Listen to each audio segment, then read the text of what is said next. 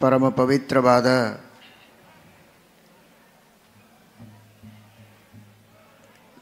ಧ್ರುವಕಾರಾರ್ಚಿತ ಕೇಶವದೇವರ ಸನ್ನಿಧಾನ, ಶ್ರೀಮದ್ ಆಚಾರ್ಯರ ಸಾಕ್ಷಾತ್ ಶಿಷ್ಯರಾದ ಮಾಧವತೀರ್ಥರ ಸನ್ನಿಧಾನ ಹಾಗೂ ವಿದೇಶತೀರ್ಥರ ಸನ್ನಿಧಾನ, ಇಂತಹ ಒಂದು ಪವಿತ್ರವಾದ ತಪೋಭೂಮಿಯಲ್ಲಿ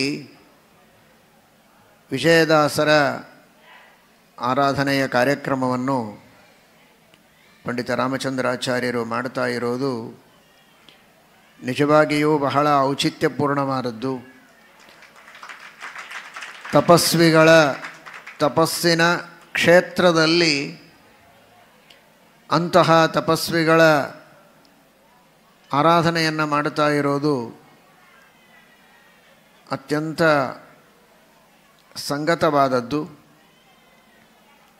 ಮಹಾನುಭಾವರಾದ ವಿಜಯದಾಸರು ತಮ್ಮ ಅದ್ಭುತವಾದ ಕೃತಿಗಳಿಂದ, ದೇವರ ನಾಮಗಳು, ಸುಳಾದಿಗಳು, ಇವುಗಳಿಂದ ತತ್ವಜ್ಞಾನದ ಪ್ರಪಂಚಕ್ಕೆ ಬಹಳ ದೊಡ್ಡದಾದಂತಹ ಕೊಡುಗೆಯನ್ನು ಕೊಟ್ಟಿದ್ದಾರೆ. ಶ್ರೀಮದ್ ಆಚಾರ್ಯರು ಉಪದೇಶ ಮಾಡಿದ ತತ್ವಗಳು, ಇತಿಹಾಸ ಪುರಾಣಗಳಲ್ಲಿ ಬಂದಿರುವಂತಹ ಅನೇಕ ದೇವರ ಮಹಿಮೆಗಳು, ತೀರ್ಥಕ್ಷೇತ್ರದ ಮಹಿಮೆಗಳು, ಭಗವಂತನ ನಾನಾ ವಿಧವಾದ ಸೃಷ್ಟಿಯ ವರ್ಣನೆ, ಇಂತಹ ವಿವಿಧ ವಿಷಯಗಳಿಗೆ ಸಂಬಂಧಪಟ್ಟಂತೆ ತಮ್ಮದೇ ಆದಂತಹ ಒಂದು ಸುಳಾದಿಗಳ ಸುರಿಮಳೆಯನ್ನೇ ಸುರಿಸಿದವರು ವಿಜಯದಾಸರು. ಯಾವ ಕ್ಷೇತ್ರಕ್ಕೆ ಬೇಕು ಅಂದರೂ ಅಂತಹ ಕ್ಷೇತ್ರ ಅಂದರೆ ವಿವಿಧ ವಿಷಯಗಳು, ತೀರ್ಥಕ್ಷೇತ್ರಗಳೂ ಸರಿ, ಯಾವುದೇ ಕ್ಷೇತ್ರಗಳಿಗೆ ಸಂಬಂಧಪಟ್ಟಂತೆ ಸುಳಾದಿಗಳನ್ನು ಮಾಡಿದ್ದಲ್ಲದೆ ಸಾಧನ ಕ್ಷೇತ್ರ, ಪ್ರಮೇಯ ಕ್ಷೇತ್ರ, ಅದರಂತೆ ಸೃಷ್ಟಿ ಪ್ರಕರಣ, ಹೀಗೆ ವಿವಿಧ ವಿಷಯಗಳಿಗೆ ಸಂಬಂಧಪಟ್ಟಂತೆ ತಮ್ಮದೇ ಆದ ಒಂದು ಕೊಡುಗೆಯನ್ನು ಕೊಟ್ಟಂತಹ ಮಹಾನುಭಾವರು ವಿಜಯದಾಸರು. ಅವರ ಒಂದು ದೇವರ ನಾಮವನ್ನು ಇದೀಗ ಹೇಳಿದರು, ಸದಾಯನ್ನ ಹೃದಯದಲ್ಲಿ ವಾಸ ಮಾಡೋ ಶ್ರೀಹರಿ ಅಂತ.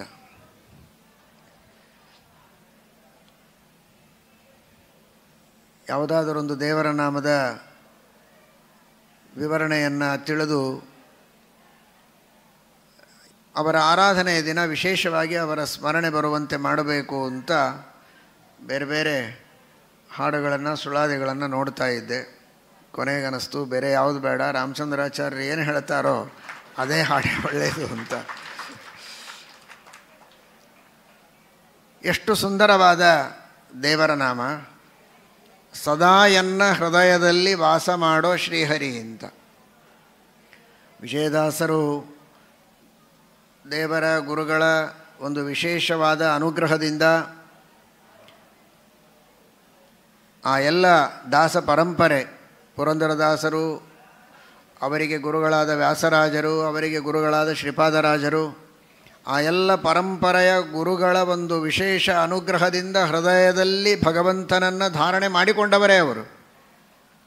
ದೇವರ ಧ್ಯಾನವನ್ನು ಮಾಡುತ್ತಾನೆ ಈ ಎಲ್ಲ ಹಾಡುಗಳನ್ನು ಅಷ್ಟು ಭಕ್ತಿಯಿಂದ ಮಾಡಿದವರು. ಇನ್ನೂ ವಿಶೇಷವಾಗಿ ಭಗವಂತನ ಸನ್ನಿಧಾನವನ್ನು ಪ್ರಾರ್ಥನೆ ಮಾಡಿದ್ದಾರೆ. ಈಗ ಹೃದಯದಲ್ಲಿ ದೇವರಿಲ್ಲ ಅನ್ನೋದಕ್ಕಲ್ಲ ಅದು, ಈಗಲೂ ಧ್ಯಾನವನ್ನು ಮಾಡ್ತಾ ಇದ್ದಾರೆ. ಇನ್ನೂ ವಿಶೇಷವಾಗಿ ಭಗವಂತ ಹೆಚ್ಚಿನ ಸೌಭಾಗ್ಯವನ್ನು ಕೊಡಲಿ ಅಂತ ಅವರ ಅನುಸಂಧಾನ.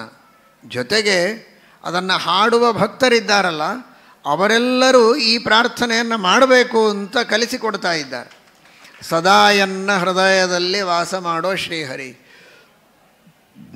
ದೇವರ ಹತ್ರ ಹೋದಾಗ ಏನು ಬೇಡಬೇಕು ಅನ್ನೋದೇ ಗೊತ್ತಾಗದೆ ತಿರುಗಿ ಮನೆಗೆ ಬಂದುಬಿಟ್ಟಿರ್ತಾನೆ ಮನುಷ್ಯ. 108 ಇವನಿಗೆ ಅಪೇಕ್ಷೆಗಳು, ಅದರೊಳಗೆ ಅಷ್ಟೆಲ್ಲ ಅಪೇಕ್ಷೆಗಳನ್ನು ಕೇಳಿದರೆ ದೇವರಿಗಾದರೂ ಕೊಡಲಿಕ್ಕೆ ಆಗ್ತದೋ ಇಲ್ಲೋ ಅಂತ ಕೆಲವರಿಗೆ ಚಿಂತೆ.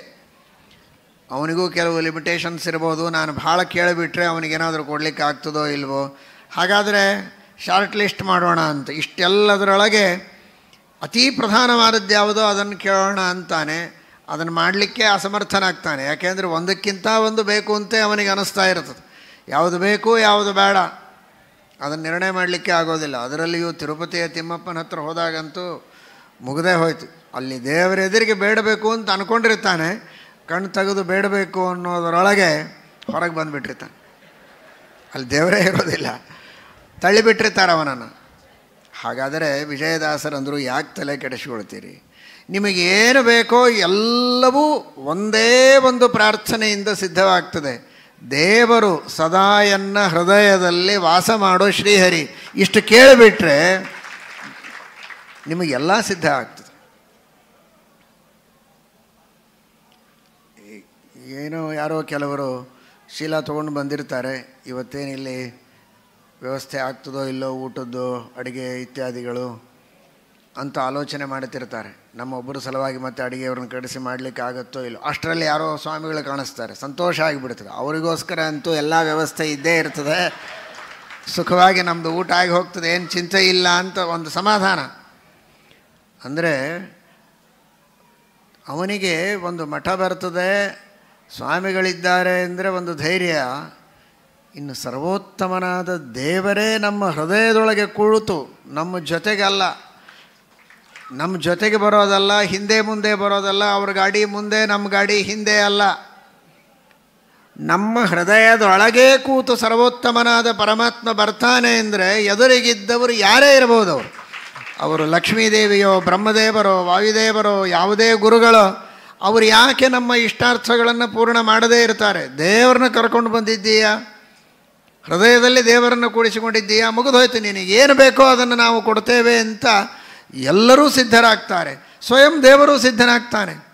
ನನ್ನನ್ನೇ ಕೂಡಿಸಿಕೊಂಡೇಯಲ್ಲಪ್ಪ ಹೃದಯದಲ್ಲಿ, ನಿನ್ನ ಹೃದಯದಲ್ಲಿ ನನ್ನನ್ನೇ ಕೂಡಿಸಿಕೊಂಡು ಅಷ್ಟು ಪ್ರೀತಿಯಿಂದ ನನ್ನ ಭಜನೆಯನ್ನು ಮಾಡ್ತೀಯಲ್ಲ, ಧ್ಯಾನ ಮಾಡ್ತೀಯಲ್ಲ, ನಿನ್ನ ಎಲ್ಲ ಇಷ್ಟಾರ್ಥಗಳನ್ನು ಕೊಡ್ತೇನೆ ಅಂತ ದೇವರು ಎಲ್ಲವನ್ನೂ ಕೊಡುವುದಕ್ಕೆ ಸಮರ್ಥನಾಗ್ತಾನೆ. ಎಲ್ಲವನ್ನೂ ಕೊಡುವುದಕ್ಕೆ ಸಮರ್ಥನೇ ಇದ್ದಾನೆ. ಎಲ್ಲವನ್ನೂ ಕೊಡುವುದಕ್ಕೆ ಸಂಕಲ್ಪವನ್ನು ಮಾಡ್ತಾನೆ.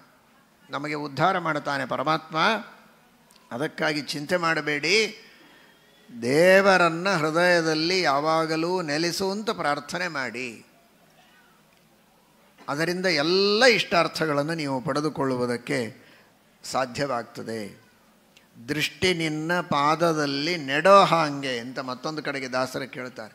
ಯಾವಾಗಲೂ ಭಗವಂತನ ಪಾದದಲ್ಲಿ ದೃಷ್ಟಿ, ಯಾವಾಗಲೂ ಭಗವಂತನ ಗುಣಗಳನ್ನು ಚಿಂತನೆ ಮಾಡುವುದರೊಳಗೆ ನಮ್ಮ ಮನಸ್ಸು, ನಮ್ಮ ಹೃದಯ ಇರಬೇಕು.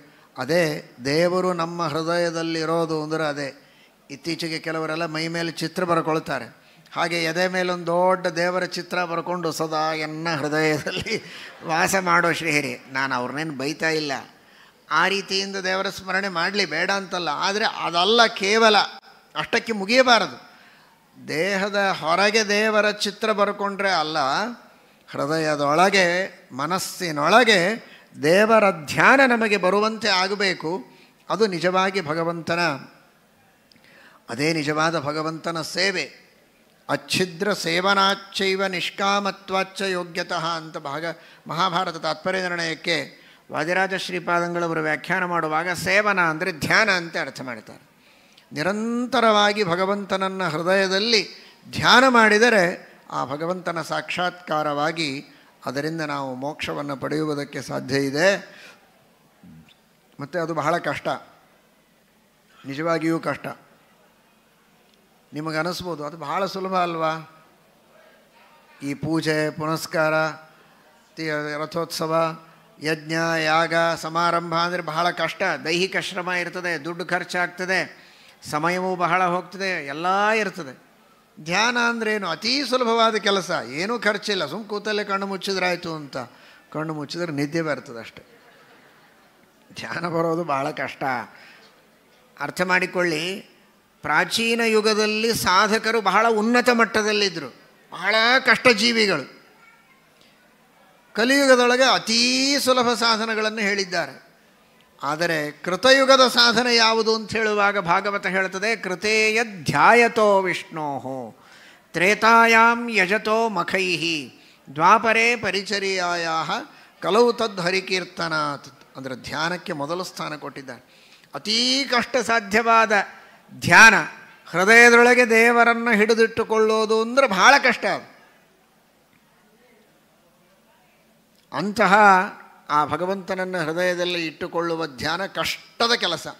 ಯಜ್ಞಯಾಗಾದಿಗಳು ಸುಲಭ, ಧ್ಯಾನ ಮಾಡಲಿಕ್ಕೆ ಆಗಲಿಲ್ಲ ಅಂತ ತ್ರೇತಾಯುಗದಲ್ಲಿ ಯಜ್ಞಯಾಗಗಳಿಗೆ ಪ್ರಾಶಸ್ತ್ಯ ಬಂತಂತೆ. ಆಮೇಲೆ ಭಗವಂತನ ಈ ಷೋಡಶೋಪಚಾರ ಪೂಜಾದಿಗಳು ಕಲಿಯುಗದಲ್ಲಿ ನಮಗೆ ಯಾವುದೂ ಸಾಧ್ಯ ಇಲ್ಲ ಅಂತ ಹರಿಕೀರ್ತನವನ್ನಾದರೂ ಮಾಡಿ ಕೊನೆಗೆ ಅಂತ ಹೇಳಿದರು. ಹರಿಕೀರ್ತನವನ್ನು ಮಾಡಿರಿ ಅಂತ ಹೇಳಿದರು. ಅದನ್ನು ಕೈ ಹಿಡಿದು ಮಾಡಿಸಿದವರು ಅದಕ್ಕೆ ದೊಡ್ಡದಾದಂತಹ ಒಂದು ವಿಷಯ ವಸ್ತುವನ್ನು ಕೊಟ್ಟು, ಜ್ಞಾನದ ಭಂಡಾರವನ್ನು ಕೊಟ್ಟು, ದಾಸ ಸಾಹಿತ್ಯದ ದೊಡ್ಡ ಭಂಡಾರ ಕೊಟ್ಟು ಕಲಿಯುಗದ ಸಾಧಕರಿಗೆ ಸಾಧನೆಯನ್ನು ಮಾಡಿಸುವುದಕ್ಕೆ ಪೂರ್ಣವಾದಂತಹ ವ್ಯವಸ್ಥೆಯನ್ನು ಮಾಡಿಕೊಟ್ಟವರು ನಮ್ಮ ಎಲ್ಲ ದಾಸವರೆಣ್ಯರು. ಪುರಂದರದಾಸರೇ ಮೊದಲಾದ ದಾಸರು, ಇವತ್ತಿನ ಕಥಾನಾಯಕರಾದ ವಿಜಯದಾಸರು. ಹಾಗಾಗಿ ಆ ರೀತಿ ಸಾಧನೆಯ ಕ್ರಮ ಇದೆ. ಹಾಗಾದರೆ ಧ್ಯಾನ ಇದು ಕೃತಯುಗದಲ್ಲೇ ಮಾಡೋ ಅಂಥದ್ದು ಅಂದರೆ ಎಷ್ಟು ಕಷ್ಟ ಅಂತ ಅರ್ಥ ಮಾಡಿಕೊಳ್ಳಿ. ಅಂತಹ ಧ್ಯಾನವನ್ನು ಅಷ್ಟು ಮಾಡಲಿಕ್ಕೆ ನಮಗಾಗದೇ ಇದ್ದರೂ, ಕೃತಯುಗದ ಜನರಷ್ಟು ಮಾಡಲು ಸಾಧ್ಯವಾಗದಿದ್ದರೂ ಕೂಡ ಸ್ವಲ್ಪ ಆದರೂ ಧ್ಯಾನ ಮಾಡೋ ಶಕ್ತಿ ನಮಗೆ ಬರಲಿ ಅಂತ ಸದಾ ಎನ್ನ ಹೃದಯದಲ್ಲಿ ವಾಸ ಮಾಡೋ ಶ್ರೀಹರಿ ಅಂತ. ಹೃದಯದಲ್ಲಿ ವಾಸ ಮಾಡೋದು ಅಂದರೆ ಅವನ ಧ್ಯಾನ ನಮಗೆ ಯಾವಾಗಲೂ ಬರೋ ಹಾಗೆ ದೇವರು ಅನುಗ್ರಹ ಮಾಡಲಿ ಅಂತ. ವಿಜಯದಾಸರು ಬಹಳ ದೊಡ್ಡವರು, ಅವರು ಹಾಡಿದರೆ ದೇವರು ಬಂದುಬಿಡ್ತಾನೆ. ಆದರೆ ಸಾಮಾನ್ಯ ಜನ ಸದಾ ಎನ್ನ ಹೃದಯದಲ್ಲೇ ವಾಸ ಮಾಡೋ ಶ್ರೀಹರಿ ಅಂತ ಕೇಳಿದರೆ ಯಾಕೋ ನಿನ್ನೊಳಗೆ ವಾಸ ಮಾಡಬೇಕು ಅಂತ ದೇವರು ಉಲ್ಟಾ ಕ್ವಶ್ಚನ್ ಕೇಳಿದರೆ ನಮಗೆ ಉತ್ತರ ಬೇಕಲ್ಲ. ನಿನ್ನ ಹತ್ರ ಯಾಕೆ ಬರಬೇಕು? ನೀನೇನು ಅಷ್ಟು ಶುದ್ಧನಾಗಿದ್ದಿ, ನೀನೇನು ಅಂಥ ಸಾಧನೆ ಮಾಡಿದ್ದಿ ಅಂತ ನಿನ್ನ ಹೃದಯದೊಳಗೆ ಬಂದು ನಾನು ಕೂಡಬೇಕಪ್ಪ ಅಂತ ತಿರುಗಿ ಕೇಳಿದರೆ ಏನು ಮಾತಾಡಬೇಕು ಅಂತ ಗೊತ್ತಾಗದೆ ಗದ ಗದ ಗದ ನಡಗಿಬಿಡ್ತಾನೆ ಮನುಷ್ಯ. ಹಾಗಾದರೆ ಅದಕ್ಕೇನು ಉತ್ತರ ಕೊಡಬೇಕು ಅಂದರೆ ದಾಸರಂದರು ಸದಾ ಎನ್ನ ಹೃದಯದಲ್ಲಿ ವಾಸ ಮಾಡೋ ಶ್ರೀಹರಿ ಅಂತ. ಅದನ್ನೇ ಸ್ವಲ್ಪ ಎಳೆದು ಜೋರಾಗಿ ಅನ್ರಿ ಅಂದರು ದಾಸರು. ಏನಂದರೂ ಅರ್ಥ ಅಷ್ಟೇ ಬರ್ತದಲ್ರಿ ಅಂತ. ಅರ್ಥ ಅಷ್ಟೇ ಬರೋದಿಲ್ಲ. ಸದಾ ಎನ್ನ ಹೃದಯದಲ್ಲಿ, ಎನ್ನ ಸದಾ ಹೃದಯದಲ್ಲಿ, ಸದಾ ಎನ್ನ ಹೃದಯದಲ್ಲಿ ಅಲ್ಲ, ಎನ್ನ ಸದಾ ಹೃದಯದಲ್ಲಿ ಅಂತ. ಎನ್ನ ಸದಾ ಅಂದರೆ ಏನದು ಅಂದರೆ ಸತ್ ಅನ್ನುವ ಶಬ್ದಕ್ಕೆ ಮುಖ್ಯ ಪ್ರಾಣದೇವರು ಅಂತ ಅರ್ಥ ಇದೆ. ಸದಿತಿ ಪ್ರಾಣ. ಸತ್ ಅಂದರೆ ಮುಖ್ಯ ಪ್ರಾಣದೇವರು. ಆ ಎಂಬ ಶಬ್ದಕ್ಕೆ ಬ್ರಹ್ಮದೇವರು ಅಂತ ಅರ್ಥ ಇದೆ. ಆಕಾರಶ್ಚ ಘಟೇ ಭಾವೇ ಪರಿತಾಪೆ ಪಿತಾಮಹೇ ಅಂತ. ಆ ಅಂದರೆ ಬ್ರಹ್ಮದೇವರು. ಸತ್ ಅಂದರೆ ಜೀವೋತ್ತಮರಾದ, ಸತ್ಶಬ್ದ ಉತ್ತಮಂ ಬ್ರೂಯಾತ್. ಆದ್ದರಿಂದ ಸದಿತಿ ಪ್ರಾಣ ಅಂತ ಉಪನಿಷತ್ತಿನಲ್ಲಿ ಐತರೇಯದಲ್ಲಿ ಸತ್ ಅಂದರೆ ಮುಖ್ಯ ಪ್ರಾಣದೇವರು ಅಂತ. ಯಾಕೆಂದರೆ ಸತ್ ಅಂದರೆ ಉತ್ತಮ. ಸಾಧಕರಲ್ಲಿ ಜೀವರಲ್ಲಿ ಉತ್ತಮರು, ಜೀವೋತ್ತಮರು ಮುಖ್ಯ ಪ್ರಾಣದೇವರಾದದ್ದರಿಂದ ಸತ್ ಅಂದರೆ ಮುಖ್ಯ ಪ್ರಾಣದೇವರು. ಆ ಅಂದರೆ ಬ್ರಹ್ಮದೇವರು. ನನ್ನ ಗುಣಗಳು ನಿನಗೇನು ಕಂಡಿರಲಿಕ್ಕಿಲ್ಲ, ಆದರೆ ನಾನು ಯಾರ ಶಿಷ್ಯ ಪರಂಪರೆಯಲ್ಲಿ ಬಂದಿದ್ದೇನೆ, ನಮ್ಮ ಮೂಲ ಗುರುಗಳಾದ ಆಚಾರ್ಯರ ಮುಖ ನೋಡು. ಅವರು ಜೀವೋತ್ತಮರು, ಪರಶುಕ್ಲತ್ರಯದಲ್ಲಿ ಸೇರಿದವರು, ಪರಮಶುದ್ಧರು, ಎಂದೂ ನಿನ್ನ ವಿರೋಧ ಮಾಡಿದವರಲ್ಲ, ಶುದ್ಧ ಭಾಗವತ ಧರ್ಮದಲ್ಲಿ ರಥರಾದವರು.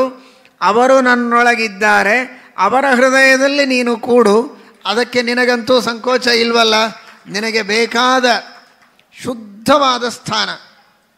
ಅಂತಹ ನಿನ್ನ ಮುಖ್ಯ ಅಧಿಷ್ಠಾನರು, ನಿನ್ನ ಕಾರ್ಯಗಳಿಗೆ ಪ್ರಧಾನ ಅಂಗರು ಆ ಮುಖ್ಯ ಪ್ರಾಣದೇವರು. ನಾನು ಬಹಳ ಚಿಕ್ಕವನಾಗಿರಬಹುದು, ಆದರೆ ಆ ಮುಖ್ಯ ಪ್ರಾಣರ ಶಿಷ್ಯರ ಶಿಷ್ಯರ ಶಿಷ್ಯರ ಶಿಷ್ಯ ಪರಂಪರೆಯಲ್ಲಿ, ಅವರ ದಾಸರ ಪರಂಪರೆಯಲ್ಲಿ ನಾನು ಸೇರಿಕೊಂಡಿದ್ದೇನೆ. ಅವರು ಪ್ರೀತಿಯಿಂದ ನನ್ನ ಹೃದಯದೊಳಗಿದ್ದಾರೆ, ಅವರು ಬಹಳ ಶುದ್ಧ ಇದ್ದಾರೆ. ಅವರ ಹೃದಯದಲ್ಲಿ ನೀನು ವಾಸ ಮಾಡು. ಎನ್ನ ಒಡೆಯರಾದ ಸದಾ ಮುಖ್ಯ ಪ್ರಾಣದೇವರು, ಬ್ರಹ್ಮದೇವರು, ಜೀವೋತ್ತಮರು, ಅವರ ಹೃದಯದಲ್ಲಿ ನೀನು ವಾಸ ಮಾಡು. ಅಲ್ಲ, ಅವರ ಹೃದಯದಲ್ಲಿ ವಾಸ ಮಾಡಿದರೆ ನಿನಗೇನು ಲಾಭ? ಅವರು ನನ್ನೊಳಗಿದ್ದಾರಲ್ಲ. ಹೀಗಾಗಿ ಅವರು ನನಗೆ ಅನುಗ್ರಹ ಮಾಡುತ್ತಾರೆ. ನಿನ್ನ ಅನುಗ್ರಹವನ್ನು ನನಗೆ ಮುಟ್ಟಿಸುವವರೇ ಆ ಮುಖ್ಯ ಪ್ರಾಣದೇವರು. ದೀನಂ ದೂನಂ ಅನಾಥಂ ಶರಣಾಗತಂ ತ್ವದಧೀನಂ ಉದ್ಧರ ಅಂತ ನಮ್ಮ ಎಲ್ಲರ ಪರವಾಗಿ ಪ್ರಾರ್ಥನೆಯನ್ನು ಮಾಡಿ ನಿನ್ನ ಅನುಗ್ರಹವನ್ನು ತಾವು ತೆಗೆದುಕೊಂಡು ನಮಗೆಲ್ಲ ಅದನ್ನು ಕೊಟ್ಟು ನಮ್ಮನ್ನು ಉದ್ಧರಿಸುವವರೇ ಮುಖ್ಯ ಪ್ರಾಣದೇವರಾದದ್ದರಿಂದ ಎನ್ನ ಸದಾ ನನ್ನೊಳಗಿದ್ದ ಮುಖ್ಯ ಪ್ರಾಣದೇವರಲ್ಲಿ, ಬ್ರಹ್ಮದೇವರಲ್ಲಿ, ಆ ಎಲ್ಲ ಮಹಾನುಭಾವರಲ್ಲಿ ಅವರ ಹೃದಯದಲ್ಲಿದ್ದು ನನಗೆ ನೀನು ಅನುಗ್ರಹವನ್ನು ಮಾಡು ಅನ್ನುವ ದೃಷ್ಟಿಯಲ್ಲಿ ಆ ರೀತಿ ಪ್ರಾರ್ಥನೆಯನ್ನು ಮಾಡಿದ್ದಾರೆ ವಿಜಯದಾಸರು. ಇದು ನಾವು ಮಾಡಬೇಕಾದದ್ದು ಸದಾ ಯಾವಾಗಲೂ ಅಂತ. ಪೂಜಾ ಕಾಲದಲ್ಲಿ ನಿನ್ನ ಸ್ಮರಣೆ ಬರೋ ಹಾಗೆ ಮಾಡು ಅಂತ ದೇವರಿಗೆ ಕೇಳೋದಲ್ಲ. ಪೂಜೆ ಮಾಡುವಾಗಂತೂ ಸರಿಯೇ ಸರಿ, ಬರಲೇಬೇಕು. ಪೂಜೆ ಮಾಡುವಾಗಲೂ ಸದಾ ಬರಬೇಕು ಅಂತ ದೇವರಿಗೆ ಕೇಳಬೇಕು. ಪೂಜೆ ಮಾಡಬೇಕು ಅಂತ ಅಪೇಕ್ಷೆ ಇದ್ದಾಗ ದೇವರ ಧ್ಯಾನ ಬರ್ತದೆ. ಪ್ರಾರಂಭ ಆದ ಮೇಲೆ ಮನಸ್ಸು ಎಲ್ಲೇ ಹೋಗುತ್ತೆ, ಏನೇನೋ ವಿಚಾರ ಮಾಡ್ತಾ ಇರುತ್ತದೆ. ಹಾಗಾಗಬಾರ್ದು. ಕೊನೆ ಪಕ್ಷ ಪೂಜೆ ಮಾಡುವಾಗಾದರೂ ಸದಾ ನನ್ನ ಹೃದಯದಲ್ಲಿ ನೀನು ವಾಸವಾಗಿರು. ಇನ್ಯಾವುದೇ ಕಾರ್ಯಗಳನ್ನು ಮಾಡುವಾಗಾದರೂ ನನ್ನೊಳಗೆ ನಿನ್ನ ವಾಸ ಇರಲಿ, ನನ್ನ ಹೃದಯದೊಳಗೆ ನಿನ್ನ ವಾಸ ಇರಲಿ. ಮುಖ್ಯವಾಗಿ ಈಗ ನೀವೆಲ್ಲ ಮಾಡಬೇಕಾದದ್ದು ಯಾವುದು? ಇನ್ನು ಮುಂದೆ ಆ ಭಗವಂತನ ಪ್ರಸಾದವನ್ನು ಸ್ವೀಕಾರ ಮಾಡಬೇಕಾಗಿದೆ. ನಿಮ್ಮೆಲ್ಲರ ಪರೀಕ್ಷೆ ಆಗ್ತಾ ಇದೆ. ಇಂತಹ ಮಧ್ಯಾಹ್ನದ ಬಿಸಿಲಲ್ಲಿ ಉಪವಾಸದಿಂದ ಶ್ರವಣವನ್ನು ಮಾಡ್ತಾ ಇದ್ದೀರಿ. ಸದಾ ಎನ್ನ ಹೃದಯದಲ್ಲಿ ವಾಸ ಮಾಡೋ ಶ್ರೀಹರಿ. ಊಟ ಮಾಡುವಾಗಲೂ ಹೃದಯದಲ್ಲಿ ದೇವರಿರಬೇಕು. ಬಾಯಿಯಲ್ಲಿ ಅನ್ನ ಇರಲಿ, ಹೊಟ್ಟೆಗೆ ಅನ್ನ ಹೋಗಲಿ, ಆದರೆ ಹೃದಯದಲ್ಲಿ ಮಾತ್ರ ಭಗವಂತ ಇರಬೇಕು. ಇದೇ ಮಣ್ಣಿನಲ್ಲಿ ಬೀಜ ಬಿತ್ತಿದಾಗ ಅದು ಬೆಳೆದು ಧಾನ್ಯವಾಗಿ ಅನ್ನದ ರೂಪದಲ್ಲಿ ನನ್ನ ಬಾಯಿಗೆ ಸೇರುವಂತೆ ಅಕ್ಷಿತಿ ಎಂಬ ಹೆಸರಿನಿಂದ ಎಂದಿಗೂ ಧಾನ್ಯದ ಕ್ಷಯವಾಗದಂತೆ ಜಗತ್ತಿನಲ್ಲಿ ನೋಡಿಕೊಳ್ಳುವ ನಿನ್ನ ಅಪಾರವಾದ ಕಾರುಣ್ಯದಿಂದ ಒಂದು ತುತ್ತು ಅನ್ನ ನನ್ನ ಗಂಟಲೊಳಗೆ ಇಳೀತಾ ಇದೆ ಅಂತ ಹೃದಯದಲ್ಲಿ ದೇವರ ಸ್ಮರಣೆ ಮಾಡ್ತಾ ಬಾಯಿಯಿಂದ ಅನ್ನವನ್ನು ನಾವು ಸ್ವೀಕಾರ ಮಾಡಿದರೆ ಅದು ಯಜ್ಞವಾಗ್ತದೆ. ವಿಜಯದಾಸರೇ ಅನ್ನದಾನದ ಬಗ್ಗೆ ಹೇಳುವಾಗ ಹೇಳ್ತಾರೆ, ನಾವು ಊಟ ಮಾಡುವಾಗಲೂ ಸರಿ, ವಿಶೇಷವಾಗಿ ಇನ್ನೊಬ್ಬರಿಗೆ ಅನ್ನದಾನ ಮಾಡುವಾಗಲೂ ಸರಿ, ಒಬ್ಬ ಬಾಯಿಯಲ್ಲಿ ತುತ್ತು ಹಾಕಿದರೆ ಒಬ್ಬನಿಗೆ ಅನ್ನದಾನ ಆಯಿತು ಅಂತ ತಿಳಿಯಬೇಡಿ. ದಾಸರು ನಮಗೆಲ್ಲ ಉಪನಿಷತ್ತುಗಳಲ್ಲಿ ಹೇಳಿದ ಅನುಸಂಧಾನವನ್ನು ಜೀವನದಲ್ಲಿ ಅಳವಡಿಸಿಕೊಳ್ಳುವುದಕ್ಕೆ ಹೇಗೆ ಮಾರ್ಗದರ್ಶನ ಮಾಡುತ್ತಾರೆ ಅಂತ ಗಮನಿಸಿ. ಐತರೇಯ ಉಪನಿಷತ್ತಿನಲ್ಲಿ ಭಾಷ್ಯದಲ್ಲಿ ಆಚಾರ್ಯರು ತಿಳಿಸುವಂತೆ ಪ್ರತಿಯೊಬ್ಬ ಜೀವನಲ್ಲಿ 72,000 ರೂಪಗಳಿಂದ ಭಗವಂತ ಇದ್ದಾನೆ. 36,000 ಪುರುಷ ರೂಪಗಳು ಬಲಭಾಗದ ನಾಡಿಗಳಲ್ಲಿ, 36,000 ಸ್ತ್ರೀ ರೂಪಗಳಿಂದ ಎಡಭಾಗದಲ್ಲಿರುವ ನಾಡಿಗಳಲ್ಲಿ, ಒಟ್ಟು 72,000 ನಾಡಿಗಳಲ್ಲಿ 72,000 ರೂಪಗಳಿಂದ ಪರಮಾತ್ಮ ಇದ್ದಾನೆ. 36,000 ಪುರುಷ, 36,000 ಸ್ತ್ರೀ. ಇದಲ್ಲದೆ ಅನಂತ ರೂಪಗಳಿಂದಿದ್ದಾನೆ ಎನ್ನುವುದಂತೂ ಸರಿಯೇ. ಹಾಗಾದರೆ ಒಬ್ಬನಿಗೆ ಊಟಕ್ಕೆ ಹಾಕಿದರೆ 72,000 ಭಗವಂತನ ರೂಪಗಳಿಗೆ ನೈವೇದ್ಯ ಮಾಡಿಸಿದ ಮಹಾಪುಣ್ಯ ಬರ್ತದೆ ಅಂತ ಅನುಸಂಧಾನ ಮಾಡಿ. ನಮ್ಮ ದೇವರಿಗೆ ಹೋಗಬೇಕು, ನೈವೇದ್ಯ ಮಾಡಿಸ್ಕೊಂಡು ಬರಬೇಕು ಅಂತ ಅನೇಕ ಜನ ಹೋಗಿ ತಮ್ಮ ತಮ್ಮ ಕುಲದೇವರಿಗೆ ನೈವೇದ್ಯ ಮಾಡಿಸ್ಕೊಂಡು ಬರ್ತಾರೆ. ಯಾವುದೋ ಒಂದು ದೇವಸ್ಥಾನಕ್ಕೆ ಹೋಗಿ ಒಂದು ಭಗವಂತನ ಅಧಿಷ್ಠಾನಕ್ಕೆ ನೈವೇದ್ಯವನ್ನು ಮಾಡಿಸಿದ್ದೇವೆ ಅಂದರೆ ಎಷ್ಟು ತೃಪ್ತಿ ಇರ್ತದೆ ಇಡೀ ವರ್ಷ ಎಲ್ಲ. ಅಂತೂ ದೇವರ ಅನುಗ್ರಹ ಇದೆ, ದೇವರ ಸೇವೆ ಮಾಡಿ ಬಂದ್ವಿ, ಅವನ ಕೃಪಾ ಕಟಾಕ್ಷ ನಮ್ಮ ಮೇಲೆ ಇರ್ತದೆ ಅಂತ ಒಂದು ಧೈರ್ಯ. ಆದರೆ ದಾಸರಂತಾರೆ, ಅವಶ್ಯವಾಗಿ ಅದನ್ನು ಮಾಡಿ ಬಿಡಬೇಡಿ. ಅದರ ಜೊತೆಗೆ ನಿತ್ಯವೂ ನೀವು ಮಾಡುವ ಊಟವೋ ಇನ್ನೊಬ್ಬರಿಗೆ ಮಾಡುವ ಅನ್ನದಾನವನ್ನು ಕೂಡ ಅದು ದೇವರಿಗೆ ಮಾಡುವ ಸಮರ್ಪಣೆ ನೈವೇದ್ಯ ಅಂತ ಭಾವಿಸಿ ಒಂದಲ್ಲ ಎರಡಲ್ಲ 72,000 ಭಗವಂತನ ದೇವಸ್ಥಾನಗಳಿಗೆ ಹೋಗಿ ದೇವರಿಗೆ ನೈವೇದ್ಯ ಮಾಡಿಸಿದ ಪುಣ್ಯ ಈ ಅನುಸಂಧಾನದಿಂದ ಒಬ್ಬನಿಗೆ ಅನ್ನದಾನ ಮಾಡಿದರೆ ಬರ್ತದೆ ಅಂತ. ಅಂತಹ ಒಂದು ವಿಶಿಷ್ಟವಾದ ಅನುಸಂಧಾನದ ಪದ್ಧತಿಯನ್ನು ಕಲಿಸಿಕೊಡ್ತಾರೆ. ಇದು ಸದಾ ಎನ್ನ ಹೃದಯದಲ್ಲಿ ವಾಸ ಮಾಡೋ ಶ್ರೀಹರಿ ಅಂದರೆ ಇದು ಕ್ರಮ. ಈ ರೀತಿ ಸ್ನಾನ ಮಾಡುವಾಗ ಸದಾ ಎನ್ನ ಹೃದಯದಲ್ಲಿ ವಾಸ ಮಾಡೋ ಶ್ರೀಹರಿ. ಮೈ ತೊಳಿತೇನೆ ಅಂತ ತಿಳಿದರೆ ಅದು ಮೈ ತೊಳೆಯೋದಷ್ಟೇ. ಕಾಗೆ ಗುಬ್ಬಿಗಳು ಸ್ನಾನ ಮಾಡ್ತವೆ. ಮಾನವನಿಗೇನು ವಿಶೇಷ? ಮಾನವನಿಗೆ ದೇವರು ವಿವೇಕ ಕೊಟ್ಟ ಮೇಲೆ ಶಾಸ್ತ್ರದ ಪ್ರಕಾರ ದೇವರು ಒಳಗಿದ್ದಾನೆ, ಅವನಿಗಿದು ಅಭಿಷೇಕ ಅಂತ ಅನುಸಂಧಾನ ಬಂದರೆ ಅದು ನಿಜವಾದಂತಹ ಸ್ನಾನವಾಗ್ತದೆ, ಪವಿತ್ರ ಸ್ನಾನವಾಗ್ತದೆ. ಗಂಗಾದಿ ತೀರ್ಥಗಳಿಗೆ ಹೋಗಿ ಸ್ನಾನ ಮಾಡಿದ ಫಲ ಮನೆಯಲ್ಲಿ ಸ್ನಾನ ಮಾಡಿದರೂ ಬರ್ತದೆ. ಗಂಗಾದಿ ತೀರ್ಥಗಳಿಗೆ ಹೋಗಿಯೂ ಆ ತೀರ್ಥದಲ್ಲಿರುವ ಭಗವಂತನ ಸ್ಮರಣೆ ಬರದೇ ಇದ್ದರೆ ಆ ಸ್ನಾನ ವ್ಯರ್ಥವಾಗ್ತದೆ. ಹಾಗಾದರೆ ಸದಾ ಎನ್ನ ಹೃದಯದಲ್ಲಿ ವಾಸ ಮಾಡೋ ಶ್ರೀಹರಿ. ಗಂಗೆಯಲ್ಲಿ ಸ್ನಾನ ಮಾಡುವಾಗಲೂ ಸರಿ, ಮನೆಯಲ್ಲಿ ಸ್ನಾನ ಮಾಡುವಾಗಲೂ ಸರಿ, ಊಟ ಮಾಡುವಾಗ, ಅನ್ನದಾನ ಮಾಡುವಾಗ, ಓಡಾಡುವಾಗ ಇದೆಲ್ಲ ದೇವರಿಗೆ ಪ್ರದಕ್ಷಿಣೆ ಎನ್ನುವ ಅನುಸಂಧಾನ ನಮಗೆ ಬಂದರೆ ನಮ್ಮ ಕೆಲಸಕ್ಕೆ ನಾವು ಓಡಾಡ್ತಾ ಇದ್ದರೂ ಕೂಡ ಒಂದು ಪುಣ್ಯವನ್ನು ನಾವು ಸಂಪಾದನೆ ಮಾಡಿಕೊಳ್ಳಲಿಕ್ಕಾಗತ್ತೆ ಎನ್ನುವ ಒಂದು ದಾರಿಯನ್ನು ವಿಜಯದಾಸರೇ ತೋರಿಸಿಕೊಟ್ಟಿದ್ದಾರೆ. ಸಾಧನಕ್ಕೆ ಬಗೆಗಾಣಿ ಎನ್ನಬಹುದೇ ಅಂತ. ಆ ರೀತಿ ಸದಾ ಎನ್ನ ಹೃದಯದಲ್ಲಿ ವಾಸ ಮಾಡುವಂಥ ತನ್ನ ಅನುಸಂಧಾನವನ್ನು ಕೊಡುವಂತೆ ನಮಗೆ ದೇವರು ವಿಶೇಷವಾಗಿ ಯಾವಾಗಲೂ ವಾಸವನ್ನು ಮಾಡಲಿ ಅಂತ ನಾವು ಇವತ್ತು ಹೇಳ್ತಾ ಇದ್ರಲ್ಲ, ಲೈಟೇ ಇರಲಿಲ್ಲ ಬೆಳಗ್ಗೆ ಅಂತ. ಲೈಟ್ ಇತ್ತು, ಲೈಟೇ ಇರಲಿಲ್ಲ ಅಂದರೆ ಕರೆಂಟ್ ಇರಲಿಲ್ಲ ಅಂತ ಅರ್ಥ. ಬಲ್ಬ್ ಇರ್ತದೆ, ಕರೆಂಟ್ ಇಲ್ಲ ಅಂತ. ಹಾಗೆ ದೇವರು ಇಲ್ಲ ಅಂದರೆ ನಾವಿರಲಿಕ್ಕೆ ಸಾಧ್ಯ ಇಲ್ಲ. ಇನ್ನೇನು ಮತ್ತೆ ದೇವರನ್ನು ಬಾ ಅಂತ ಕರೆಯೋದು ಹೃದಯದಲ್ಲಿ. ಕರೆಯೋದಕ್ಕೆ ಬಾಯಿ ಇದೆ ಅಂದರೆ ಒಳಗೆ ದೇವರಿದ್ದಾನೆ ಅಂತ ತಾನೇ ಮಾತಾಡ್ತಾ ಇದ್ದೀವಿ. ಇಲ್ಲದೇ ಇದ್ದರೆ ಮಾತಾಡೋದು ಹೇಗೆ? ಹಾಗಾದರೆ ದೇವರಿದ್ದಾನೆ, ಆದರೆ ಆ ದೇವರಲ್ಲಿ ಒಂದು ವಿಶೇಷವಾದಂತಹ ಅನುಗ್ರಹೋನ್ಮುಖತ್ವ ಅಂತಾರೆ, ಅದೇ ಕರೆಂಟ್ ಇದ್ದ ಹಾಗೆ. ಆ ದೇವರು ನಮ್ಮ ಮೇಲೆ ಅನುಗ್ರಹ ಮಾಡ್ತಾ ಇನ್ನೂ ಹೆಚ್ಚಿನ ಸಾಧನೆಯನ್ನು ನಮ್ಮಿಂದ ಮಾಡಿಸ್ತಾ ನಮ್ಮಲ್ಲಿ ಸನ್ನಿಹಿತನಾಗಲಿ ಎನ್ನುವ ಅರ್ಥದಲ್ಲಿ ಆ ಪರಮಾತ್ಮನನ್ನು ಸದಾ ಎನ್ನ ಹೃದಯದಲ್ಲಿ ವಾಸ ಮಾಡೋ ಶ್ರೀಹರಿ ಎಂಬುದಾಗಿ ನಾವು ಪ್ರಾರ್ಥನೆಯನ್ನು ಮಾಡಬೇಕು. ಅಂತಹ ಒಂದು ಉತ್ತಮವಾದ ಪ್ರಾರ್ಥನೆಯನ್ನು ಮಾಡಿ ನಮಗೆಲ್ಲ ತೋರಿಸಿಕೊಟ್ಟಿದ್ದಾರೆ ವಿಜಯದಾಸರು.